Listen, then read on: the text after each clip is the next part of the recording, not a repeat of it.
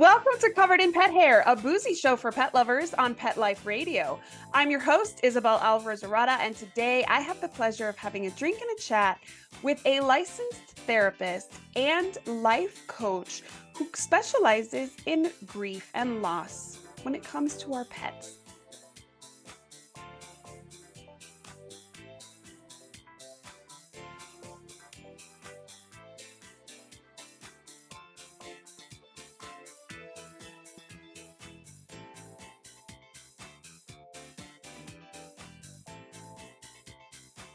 Welcome back to Covered in Pet Hair. I'm your host, Isabel Alvarez-Arata, and today I have the pleasure of having a drink and a chat with a pet parent, a published author, an entrepreneur. She's an adventure seeker, a road tripper, a foodie, wine snob, and coffee lover. She's a world traveler and is currently joining us from Santa Fe. She's a beauty seeker, a cancer survivor / thriver, she says. She's a nature lover, a die-hard fan of snail mail. She grew up in the Midwest in Springfield, Illinois. She's lived in Durango, Colorado since 2002. She is wife to Patrick, who she met at a coffee shop called Pure Soul. She's dog mom to Izzy and Charlie. She has a master's degree in social work, and she is the creator of the Rainbow Bridge Pet Loss Deck. Licensed therapist and certified life coach specializing in pet loss grief. She is Mindy Meiering. Welcome, Mindy. It's so good to see you again and have you on the show. It is so great to be here. I know, it's so fun to be here with you. I feel like we just saw each other, even though we did. I know. It's been a couple months, but I mean, all things considered, it's pretty recent. And if you guys are watching on YouTube, you'll see that my cat, Van Gogh, is getting himself into trouble back here. So if I sneak away for a second, it's to lock him out of my office. But we'll let him stay as long as he doesn't make too much of a mess. So how is Santa Fe treating you? You're vacationing for the weekend? We are here actually for 2 weeks.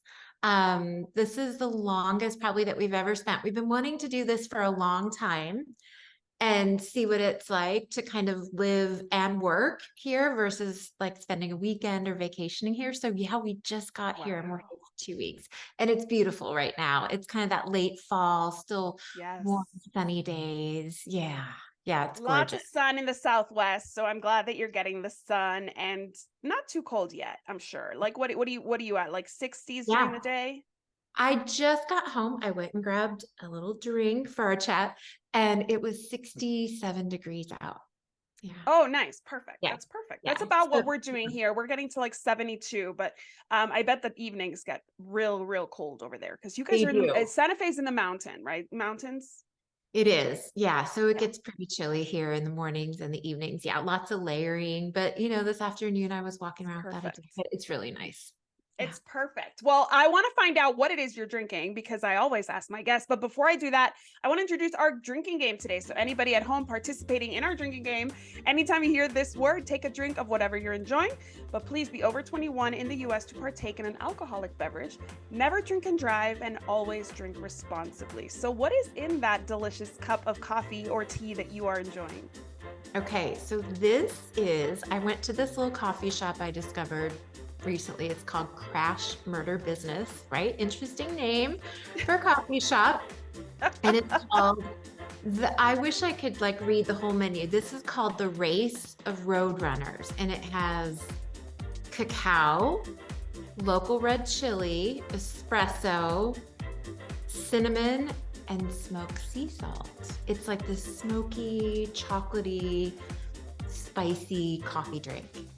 That sounds amazing. I love red chili. Obviously, being in El Paso, like I developed a taste for it. At first, it was in everything, and I was like, "Why is chili in everything?" But I love it so much. That sounds like exactly what I would order if I went to this place. What's it called again? It's really good. It's called the Race of Roadrunners. You know what's really funny? When I moved to the Southwest, I didn't realize that roadrunners were actually real animals. I thought it was just like the coyote and roadrunner I had watched on Looney Tunes growing up. So we were downtown El Paso and I saw this little bird looking thing and my husband, I was like, what is that? That's so weird looking. And he's like, that's roadrunner. And I was like, no, it's not. It's real. And so little because we think of the Roadrunner as so big, but there's so Yeah. little. Have you seen any yet? I Since you've been have. visiting? I have. Yeah, I know. And they're so much smaller than you think that they're going to be. Yeah. Yeah. But this coffee shop has all these. They have another drink called the Loveliness of Ladybugs. They have one called Murmuration of Starlings. Like, I was just so enamored with the names of all these coffee drinks. Yes. Oh my Yeah. gosh, that sounds like a super nice place to visit. And like I told you, I want to plan a trip to Santa Fe because I have family in Colorado. Okay. My husband's family is there, and they haven't met our kids yet because of the pandemic and all that. So we want to meet halfway, which would be Santa Fe, and do like a few days together. So I will definitely be asking you some tips since you now are like a local. Yes, I would be happy to. Yes, I would Well, be happy. I'm enjoying something a little stronger than coffee today. I'm having red wine. Cheers. Speaking of in-laws, cheers to my father-in-law who sent me a box of wine from Wall Street Journal Wines. They have excellent wines. This is a French blend, and I am so happy to see you and share a drink with you. It's wonderful to see you again. Cheers. So I always start my show with games, and today we're celebrating Thanksgiving and the spirit of Thanksgiving, because I know not everybody celebrates Thanksgiving, especially we have audience from all over the world, and not Thanksgiving is not something that's known maybe outside of Canada and the US, but the spirit of Thanksgiving is something that we really shouldn't be narrowing down to one day a year. Would you agree? I would. I think that gratitude and that, that spirit of gratitude and giving thanks is something we can spread out throughout the year. But November is typically the month where we think of gratitude more. Yeah. Yes. A few years ago, maybe it was during the pandemic, the shutdown, I did like a post every day about what I was grateful for. And it definitely puts you in a different place. It helps you understand that not everything is the darkness that you might be feeling at that moment. So I feel like gratitude is something we often go to when we need it, but it's probably a practice we need to get into. Yeah. Yeah. And given the fact that there is so much heaviness in our world right now, I think that it's even more important to, bring in these practices that help us remember what's going well and the goodness that still exists in the world too. Yeah. Yes, there's a lot of goodness. I mean, I think that because you're in the pet industry, I'm in the pet industry, we get to see a lot of that goodness every day. Our jobs allow us to connect with people in ways that most jobs don't allow. So we're pretty lucky in that sense. But there's a lot of good. There are a lot of good people, and I always tell my kids, I'm like, when I have to warn them about like stranger danger or like bad people, I always say the vast majority of people are good people, but there are some people we need to be aware of. So that's how I explain it. But I wanted to start the show with a game, and I'm calling it Holiday Feels, because Thanksgiving kind of kicks off the holiday season. And I know, and I'm sure you know as a licensed therapist, that the holidays bring up a lot of feelings for people. And so I based this game off of an article by the National Alliance on Mental Health. And they talk about kind of how difficult this time of year can be for people, specifically with mental health concerns. So I want to give two statistics really quickly that I found really interesting. In 2014, the National Alliance on Mental Health found that 64% of people with mental illness say that the holidays make their conditions worse. And a 2021 survey in the midst of the pandemic, so I'm sure that influenced the results, showed that 3 in 5 Americans feel like their mental health is negatively impacted by the holidays. Has that been your experience too?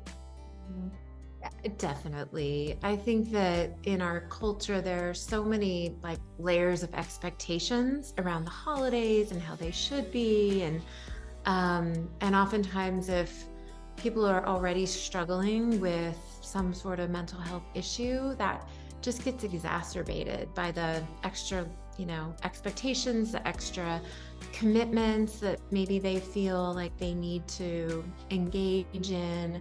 And I think also if people are, feeling lonely or don't have maybe anyone to spend the holidays with, that can also be exacerbated. those feelings of loneliness and feeling left out in some way. Yeah. Absolutely. I want to take an opportunity to say that a lot of pet professionals, like pet sitters who don't join their families because they're taking care of pets, often feel that. I remember feeling that when I was a professional pet sitter and my family was gathered in Spain and I was going from pet sit to pet sit and the whole world felt like they were celebrating, but I was not. And it was a choice I had made, obviously, because of my business and because of my career, but it didn't make it any less lonely. So shout out to the pet sitters out there who give so much of themselves to the pets in your care. Always, it feels like giving up your time with your family and loved ones over the holidays. So shout out to you guys. I want to introduce the game again. It's called Holiday Feels, and I'm basically just going to give you some statements that I got from this blog, and I just want you to elaborate from your experience on whether or not you see these things. There's obviously no wrong answers here. I just kind of want to give our audience, maybe they are in a unique situation where they don't feel this way, but I feel like a lot of people might feel validated in hearing that others experience this as well. So here we go. Okay. During the holidays, people can experience contradictory emotions. Absolutely, 100%. I think that it's really common for people to move through the holidays and maybe you have those experiences of feeling joyful or feeling connected with people you love. And the next thing you know, especially like we're going to talk a little bit about grief, a wave of grief might come over you. Maybe someone that you love is not with you anymore. They've died and you're, feeling a wave of grief around that. Or, you're experiencing, just talked about mental health issues. Maybe you have a pretty good day and you're feeling like, yeah, I really want to go to that holiday party, and you go and you enjoy it. And then a few days later, maybe you're not feeling so great. So right. I think it's really common to experience a wide range of emotions. Yeah. Okay, great. And acknowledging emotions could potentially be a better strategy than judging them in the moment. Would you agree with that? Absolutely. Yeah. Just allowing them to be present, and having compassion, really having compassion for yourself if you're having a difficult time or struggling, and instead of like judging that and saying, I wish this would go away, how can I maybe asking yourself, what do I need right now? If sadness or guilt or a difficult emotion is present. As a parent, because I have a 6-year-old who struggles with emotional regulation, I've learned a lot about emotions and how they really are neutral. Like, it's just an emotion. There's no weight to them unless there's an action attached to them. But feeling angry, feeling sad, feeling unmotivated, feeling happy, all of those things are just things. They're feelings. They're not good. They're not bad. They just exist. Would you agree with that?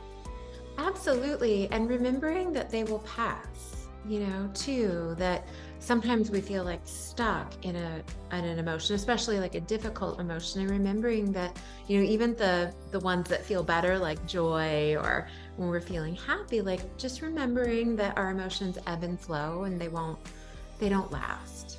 Yeah. Yes, exactly. Be a comforting thought. Mm-hmm. That is a very comforting thought, and something I'm going to mention next time there's an emotional exertion or emotional display in my home. All right, next one. The holidays affect routines and can affect therapy appointments, sleep, and exercise habits. Yeah, because so often in the holidays, like our routines are disrupted. We may, I say, because everyone is going to have different experiences at the holidays, but there could be extra travel or additional holiday gatherings, parties, that disrupt our way of eating. We might be staying up later than usual. Travel, of course, we never know what's going to happen, and that can disrupt our schedule. So. Yes, absolutely. Yeah. So this was an interesting one. I love a boundary, but I'm very comfortable with setting boundaries. But I know not everybody is. This one says healthy boundaries help around the holidays. What kind of boundaries do you think some people might have to set this time of year? I think being comfortable with saying no, right? So, and maybe being not necessarily comfortable, being comfortable with saying no and okay with the fact that you may disappoint someone by taking care of yourself. So if you're especially, let's say you're really in the throes of like a grieving process, you've lost a pet, you've lost a loved one, and you just don't know how you're going to feel, being okay with saying no to a holiday gathering if that's just something that you don't feel up for. I think another boundary that can be helpful to have is just setting boundaries around making time for your self-care at the holidays. So saying, here's what I'm going to make sure I get. I'll include these other things, but I'm going to make sure I get, X hours of sleep a night. I'm going to make sure I get one healthy meal a day. Get 30 minutes of exercise each day, whatever that is for you that you need. And it's very easy to kind of be like, I'm okay. And then 3 days later, we've said, I'm okay. And now we're really feeling that lack of exercise or that kind of, eating foods that we're not used to, or overeating or overindulging on wine or whatever it is that we do around the holidays. So definitely it's a good reminder to set some boundaries and protect our mental health and our just physical health. All right, next one is the connection helps mental health, but that's not always the case for everyone around the holidays, where they are almost sometimes forced to connect and it's not always a positive experience. What tips do you have for those that are, expected to connect around the holidays and aren't necessarily looking forward to it? That I know, and that is a tricky one, right? Because sometimes at family gatherings, we are with people that we're gathering with who might not be the most supportive. And so I think in this situation, I'm going to bring in grief again, but, I call this careful sharing. It's like when you're gathered with those people, be mindful of what you share with them and who you seek support from. Like if you're struggling or grieving, that if it's someone that really doesn't understand, like if you've lost a pet, right? If it's someone that's not an animal lover who doesn't have pets, that might not be the best person to share with. Yeah. So be mindful of that. Yeah. Yes. And because connection is so important, and it really is the reason for the season in many ways, how do you recommend people seek out positive connections this time of year? I would say really think about who those people are in your life. And if you don't feel like you have friends or family who understand your loss, one of the things that I'll often recommend is find a grief support group, or find people that are. There are definitely extra groups around this time of year. I used to work years ago at a hospital, and every Christmas, every holiday season, they would have they called it their blue holiday service. And they would have it was an half of where people that were grieving or had some sort of loss could come together. Yes. Yeah. With other people who understood that. Yeah. Yes, absolutely. Well, thank you so much for that. That's some really great tips. I love something that people can take to the bank, so to speak. And these are really great actionable tips. Because I'm so, from the moment I met you, you just have like a special aura about you. I love your product. That's what connected us. And we're going to talk about that, obviously. But I'd love to know your background. How did you end up where you are today as the creator of the Rainbow Bridge deck and a life coach specializing in pet loss and grief specifically? Well, so originally, I got my master's in social work, and this was so weird. I feel old saying this. It was almost 30 years ago. And I worked I started my career as a therapist and always was supporting people, in their emotional health. But I did also work in hospitals for a lot of years and supporting people that, around end of life and with serious illness. And then about 16 years into that, I realized it was a pretty high stress job. I mean, it was demanding. Mm-hmm. I was like, I don't Mm-hmm. know that I can do this long term. It was a lot. And I went back, got my training as a coach, transitioned to coaching, and also got certified as a mindfulness teacher. And so I was doing both of those things. And as I was, building that part of my work, I went through a really significant traumatic loss. We lost and this was my first dog I adopted into 20 years ago. But when I got married, my husband had a dog. His name was Trek, and Trek died in 2017. And it was pretty traumatic. Like, we knew he wasn't great. We knew there was something going on, but the morning, the day he died, we woke up, and there was, it was just a really, he probably had some sort of tumor in his nose and it had ruptured.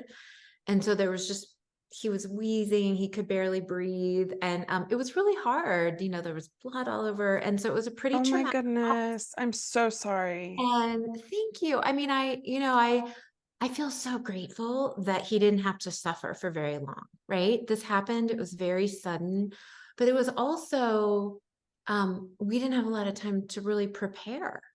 Um, because we had just been at the vet like at 4 o'clock the day before, and she said, we had 3 dogs at the time. She's like, they're all looking great.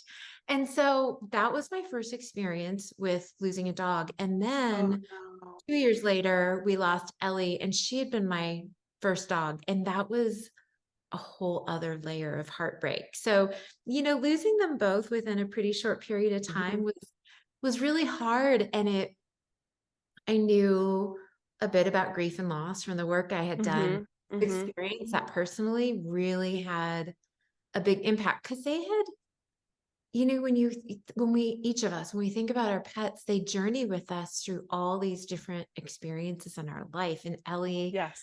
had been with me through so much. And I was at the time just, in undergoing treatment for lymphoma. Oh my And goodness. she had just kind of been by my side and such a comfort, in addition to, we had so much fun together over the years. I mean, Right. she was a feisty, very funny, smart, mischievous little terrier mix. She was a hilarious dog, really, really great dog. And so it was so hard to lose her. And it made me realize, after Trek had died, I started writing a book. I wanted to share what I had learned through that experience, and how I had used the tools that I had available to me to help me get through that, which then, of course, I was using again after Ellie died. And so a lot of, I did a lot of writing. I did a lot of the tools I shared in the deck.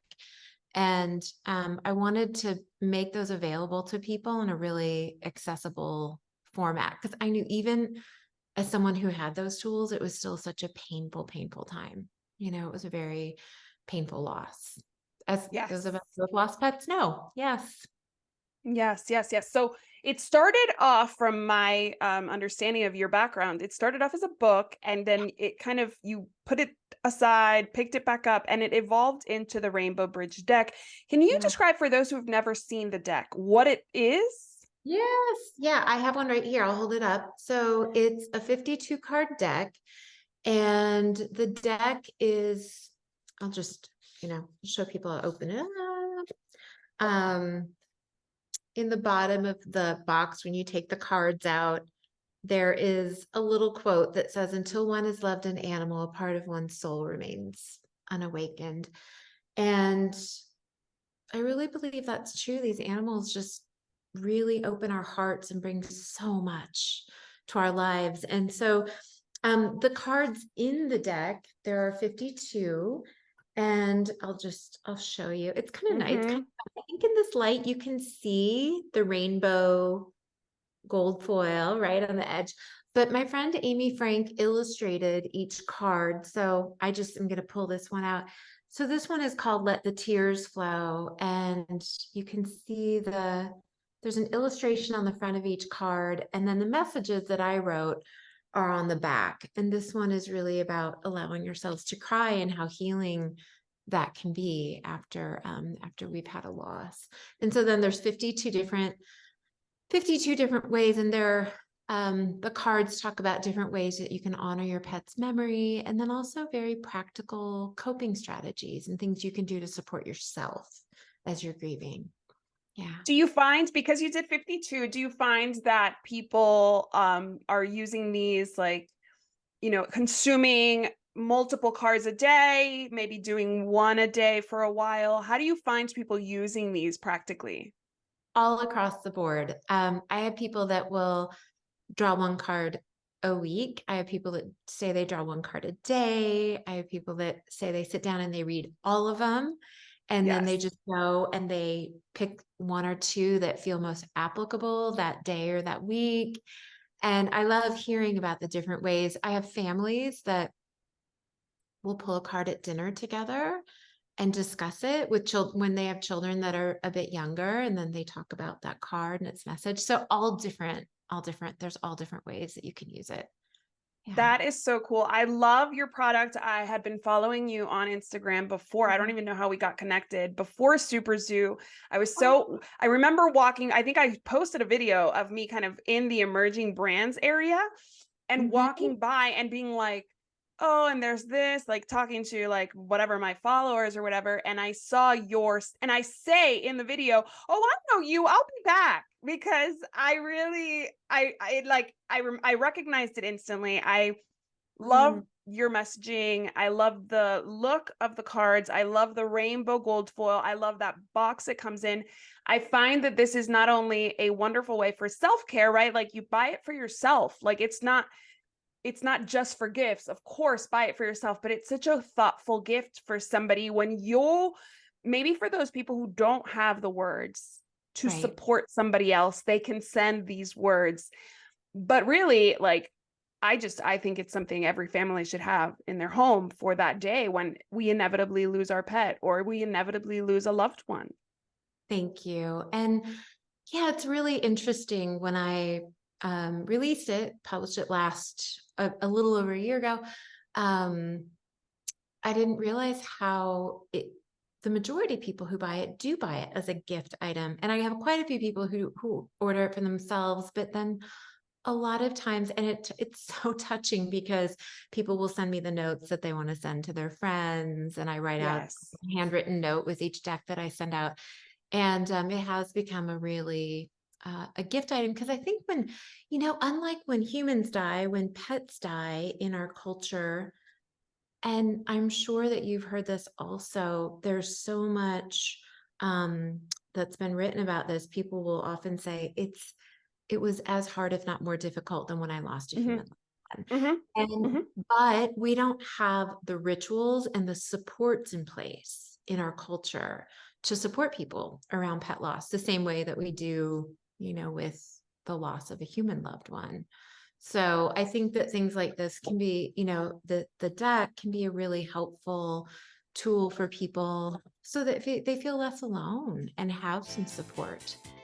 Yeah. Absolutely. I couldn't agree more. I think that it's a wonderful product. I want to get in more into your just kind of outlook on pet grief and loss and the holidays. We'll take a break right here, and when we come back, Mindy is going to help us get an attitude of gratitude as we go into the holidays, especially if we're still mourning the loss of a beloved pet.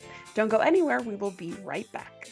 Welcome back to Covered in Pet Hair. I'm your host, Isabel Alvarez-Arata, and today I'm having a wonderful conversation with Mindy Meiering of the Rainbow Bridge deck. She has created a pet loss deck of cards that is absolutely beautiful, makes a wonderful gift, and most importantly, is a tool that pet parents can use to cope with the grief of losing a pet.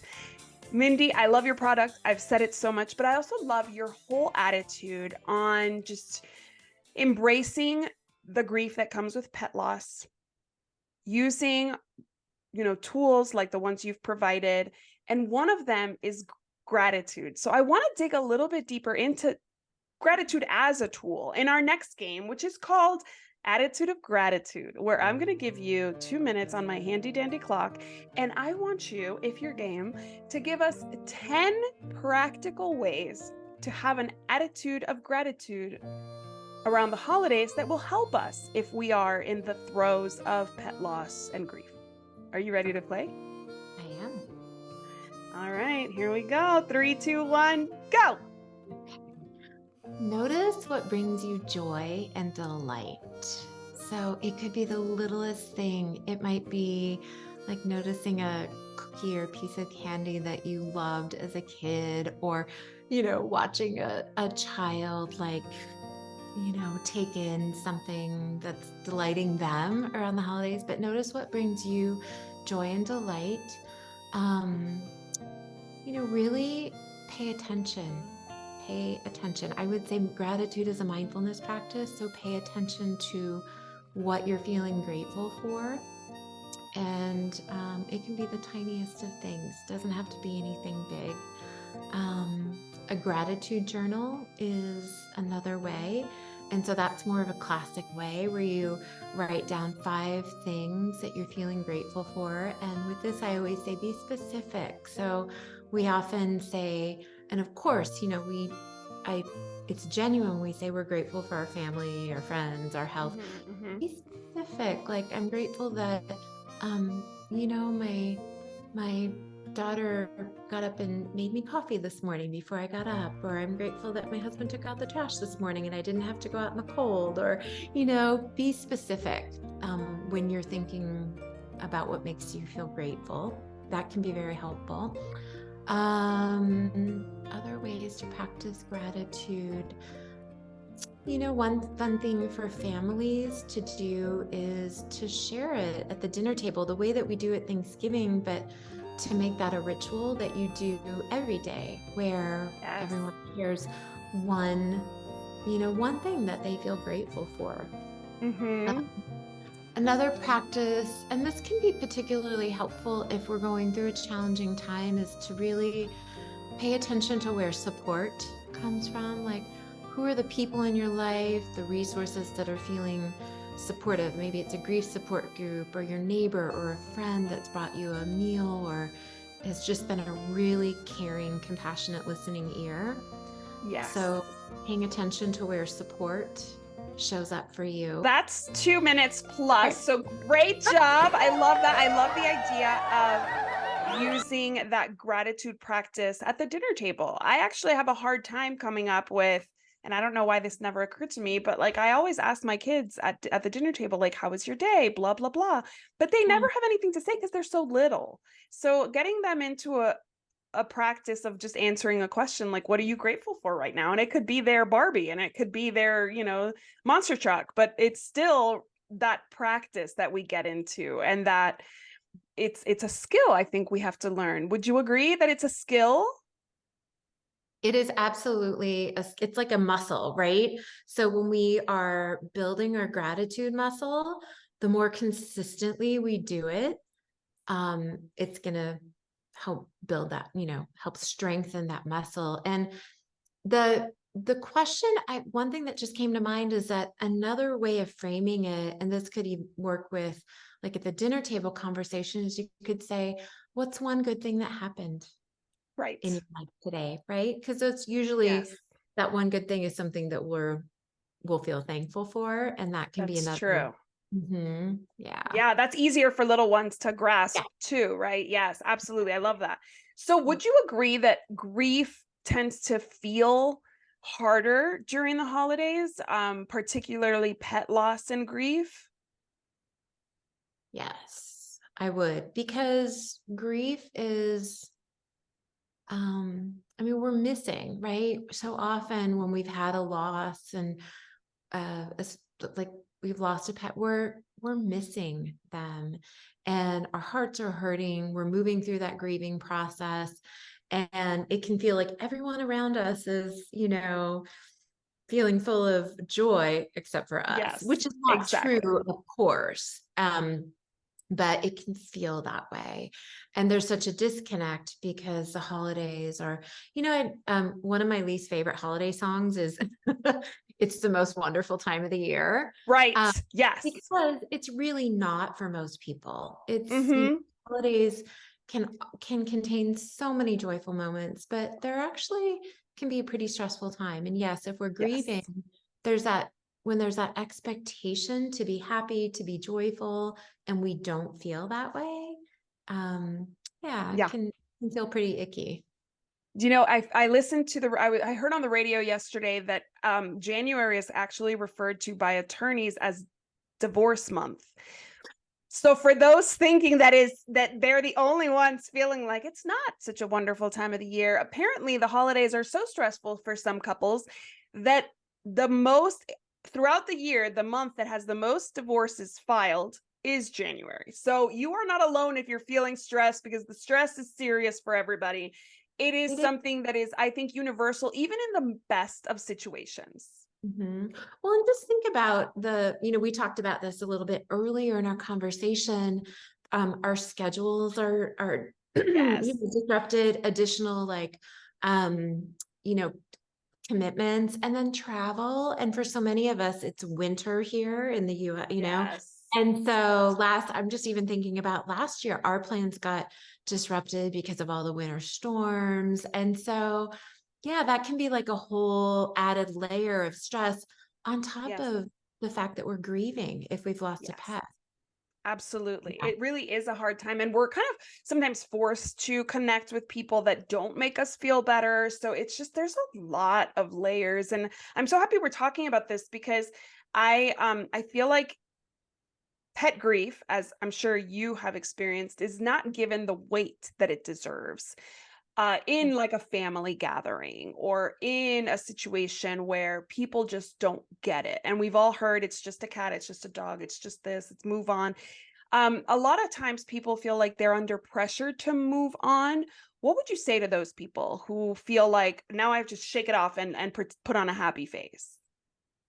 I would say that grief takes as long as it takes. And I know that's a fairly simplistic statement, but it's very true. We can't put a timeline on our grief.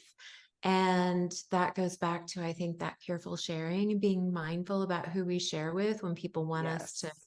move on. And I find that some people are ready to bring a new pet into their lives sooner than others, but we all have our own timeline in terms of how long that takes us to move through our grief to get to that point when and if we do feel ready, to bring another pet in, and that it's okay to take that time. Yeah, it's okay. There's a way in which we really rush grief in our culture, Yes. and Yes. it's okay to take your time is what I would tell people. It's okay. I love that. I love the boundary setting of the careful sharing. I love the idea that you're giving people permission to withhold that part of them from people that aren't going to support. Because sometimes I feel like we are forced to share with people that we don't really want to be vulnerable with. And sharing your grief is a very intimate part of you that you share with someone. It doesn't Yes. have to be shared at the dinner table at Thanksgiving. It doesn't have to be something that you mention. And if you can't tolerate it, say that it's really hard, what tips do you have for someone who's in the midst of a family gathering, a friend gathering, a work gathering, and is feeling like the emotions are bubbling up? What would you say? What practical tips can you give them?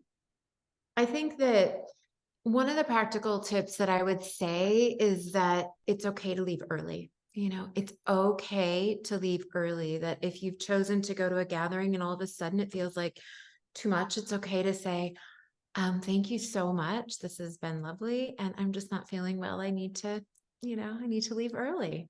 No Yeah, explanation necessary. And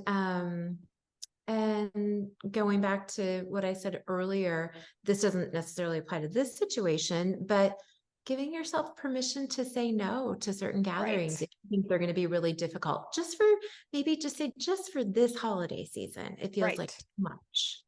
Yeah. That's beautiful. It feels like too much for me right now is an explanation. It is a nice explanation. It is kind, and there's no need to further elaborate. Would you agree? I would agree. Yeah. Who was it? There's a writer, her name is Anne Lamott, and she's a spiritual writer. She's hilarious, but she said, no is a complete sentence. Yes. No is a You complete know? sentence. Because it's the holidays, you can finesse it a little bit, but at the end of the Yes. day, no is a complete Yeah. sentence. I completely Yeah. agree. Yeah. So No, tell thank me you. no, thank you is plenty. So how Yeah. can my audience learn more about the Rainbow Bridge deck itself? Where can they get it? And just anything else that we can learn about you and how to follow you and support this awesome brand and business that you've built. Oh, thank you. Well, first of all, I just want to say thank you for having me on the show. And I told you this before we started recording, but talking about gratitude and the way that we can bring that in, I think it can be such a support as we're grieving. It's really a joy to be here to talk about this with you. It's a topic that's so meaningful to me. So thank you. Of course. And yes, people can go to rainbowbridgedeck.com to purchase the deck online.